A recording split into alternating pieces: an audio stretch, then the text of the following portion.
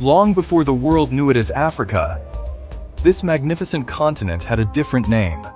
A name that would be buried beneath centuries of conquest and colonial ambition. But what was this original name, and why was it erased from history? This is the story of Alkebulan, the motherland's true name, a name that means Mother of Mankind. To understand what was lost, we must first understand what was. In the beginning, there was Alkebulan, the cradle of all civilization. This is that story. Alkebulan, a name that echoes through the ages. It means Mother of Mankind in ancient tongues. For thousands of years, the elders spoke this name, carved it into their staffs and stones, whispered it to the stars, each generation passing down the sacred knowledge. Alkebulan was not just a name, it was an identity. A civilization that built pyramids and great cities, that developed mathematics, medicine, and philosophy, all under the proud banner of Alkebulan, protected by warriors who knew their heritage, who understood the power of their true name. Children grew up knowing they were sons and daughters of Alkebulan. Women wore the name like a crown of honor. The name connected them to something greater, to the very essence of human origin. For millennia, Alkebulan thrived, a beacon of civilization and human achievement. But across the Mediterranean Sea, storm clouds were gathering, forces that would change everything, including the very name of the motherland. In 146 BCE, the Roman legions arrived, carrying the red banners of conquest, their armor gleaming under the African sun, raising clouds of dust across the ancient lands. But the people of Alkebulan did not yield easily.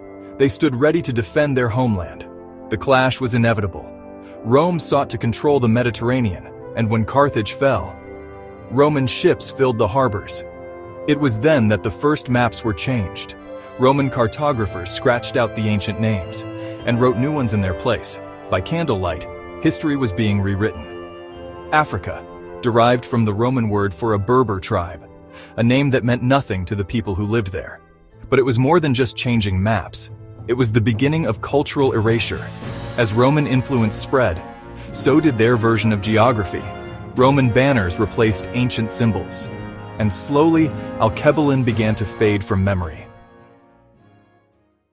Centuries later, European powers followed Rome's example. They carved up the continent with imaginary lines, each nation claiming their piece of Africa. Their ships formed a ring of control. One by one, the ancient names disappeared.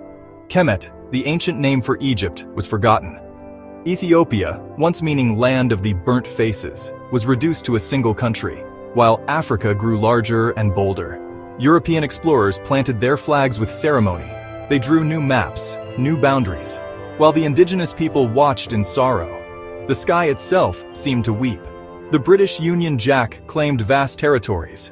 The French tricolor marked their colonial empire. Portugal, Spain, Germany, Belgium, each claiming their piece of the motherland. They celebrated their conquests, redrew the maps of an entire continent, and everywhere the name Africa replaced the old. The indigenous name scattered like dust in the wind. What had taken millennia to build was erased in mere centuries. The elders gathered around the broken stone, tears in their eyes for what was lost.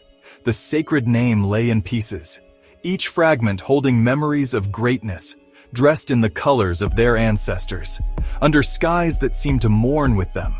On one side, the memory of what was.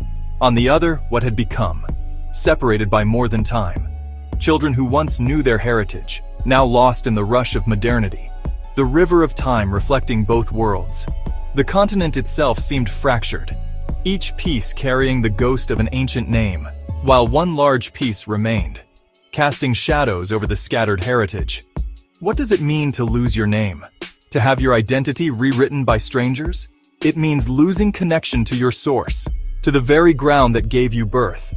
But even in the darkest hour, hope refuses to die. Today, a new generation rises, guided by elders who never forgot. They hold the true name like a beacon. As the sun rises on a new understanding, the motherland stretches before them, no longer nameless, no longer forgotten. Alkebulan rises with the sun, its true name burning bright, a symbol of rebirth and reclamation, of truth emerging from the shadows of history, like the great tree of life, whose roots run deep into the motherland. People of all ages join hands, united by their shared heritage. Their shadows stretch across the grassland, under skies that have witnessed it all. This is the message they carry forward, blessed by those who kept the flame alive. Alkebulan, the mother of mankind, a name that can never truly be erased, for truth, like the great tree, has deep roots. And with each sunrise, Alkebulan lives again.